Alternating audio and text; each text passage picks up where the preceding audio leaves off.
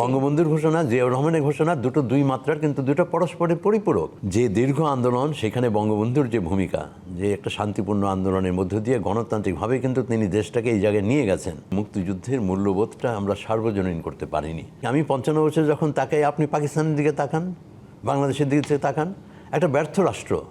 এবং তারা যেই হানাহানিটার জন্ম দিয়েছিল, সেটা তো তারা জন্ম দিল ধর্মের নামে এবং চরম অধর্মাচার করলো। আর সেখানে আজকে কিন্তু তারা তাদেরকেই মারছে, মুসলমানকে মারছে, শিয়া সুন্নিকে মারছে, সুন্নি শিয়াকে মারছে, আর মসজিদে গিয়ে মারছে।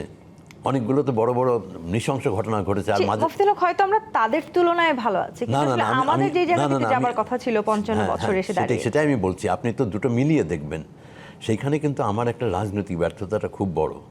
আরেকটা হচ্ছে যে মুক্তিযুদ্ধের মূল্যবোধটা আমরা সার্বজনীন করতে পারিনি।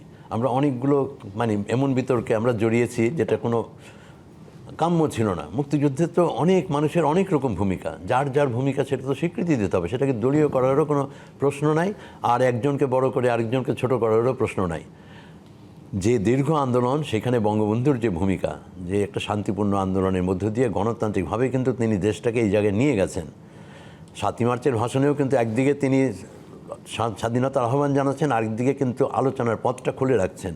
এটা কিন্তু রাষ্ট্র স্টেটসম্যানের একটা বলা যে দৃষ্টিভঙ্গি, যে শান্তিপূর্ণ সমাধানের পথ খুলে রাখছেন। আবার যখন আক্রমণ শুরু হলো, রাতারাতি কিন্তু আমরা সশস্ত্র মুক্তিযুদ্ধে চলে গেলাম। সেইখানে যারা নেতৃত্ব দিলেন তাদের ভূমিকাটা তো অনেক বড়। বঙ্গবন্ধুর ঘোষণা, জিয়াউর রহমানের ঘোষণা দুটো দুই মাত্রার, কিন্তু দুটো পরস্পরের পরিপূরক।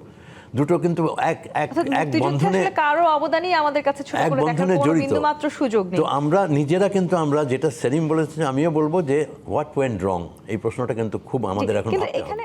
নগদ নিয়ে এলো হার না মানা হার অফার। সর্বনিম্ন 10,000 টাকা রেমিটেন্স নগদে পাঠালে থাকছে স্বর্ণের হার জেতার সুযোগ।